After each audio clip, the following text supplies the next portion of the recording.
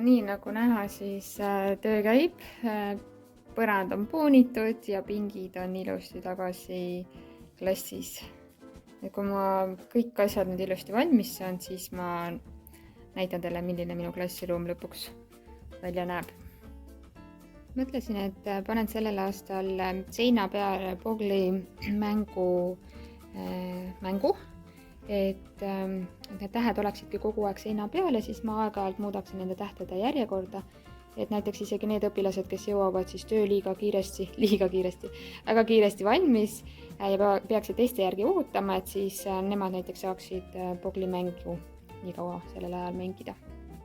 Selleks, et need tähed saaksid seina peale sirgelt, siis ma tõmbasin teibi nende tähtede peale ja nüüd ma kinnitan selle niimoodi sinna seina külge ja siis võtan teibi pealt ära. Panin iga tähe taha, panin natukene nätsu ka, ma kinnitan need siia ära ja siis tõmban selle kleeplindi sealt pealt ära. Nonii, sain tähed seina, nii et nüüd näeb see selline välja.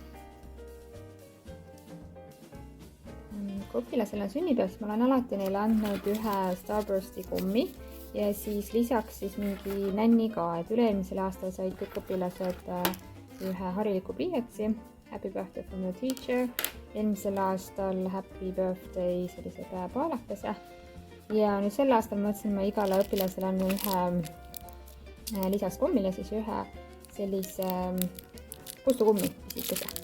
Siin on hästi palju erinevaid, et need ma tellisin Amazonist, aga Saksamaa omast sel korral.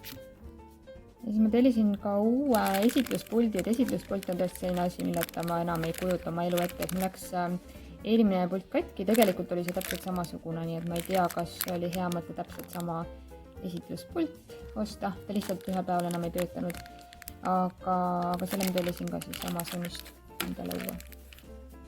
Ja siis ma tellisin nende klassi õpilastele sellised voldikud, nendele õpilastele siis, kes teevad 9. klassi lõpus inglise keele eksamit, et siin on inglise keele grammatika põhireeglid olemas ja tellida saab Atlexist. Kuna see õppeaasta on päris mitmele minu klassi õpilasele viimane aasta siin koolis või ka kõigile äkki, ei teagi veel, siis ma mõtlesin, ma teen sellise viimase aasta selliseks erilisemaks ja panen seina peale sellise lehe ja siia ma hakkan siis õppeaasta jooksul panema erinevaid pilte nendest õpilastest siis. Kui mul on üritused, siis ma teen pilti, prindin välja ja siis panen siia, et tekib nagu selline fotonurk. Ja siis siin kõrval on mul ka ühed asjad oma klassi õpilaste jaoks, aga nendest ma räägin lähemalt kevadel ja nendest ümbrikutest räägin ka kevadel. Selleks, et nende tähtede sees seda halli osa kätte saada, siis kasutasin sellist lõikurit. Ma ei teagi, mis selle asja nimi on. Igal juhul see toimib hästi. Nii, sain selle paberi sinna üles nüüd.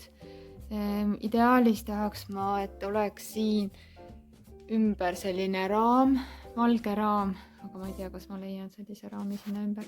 Aga igatahes sinna tulevad nüüd siis minu klassi õpilaste pildid. Tavaliselt või siiamaani on ma kasutanud eesmärkide püstitamiseks sellised märkmipaberid. Tavaliselt õpilased kirjutavad ühele poole hinde ja teisele poole siis oma eesmärgid, et mida nad selle hinde saamiseks peaksid tegema või mille poole nad siis pürgivad.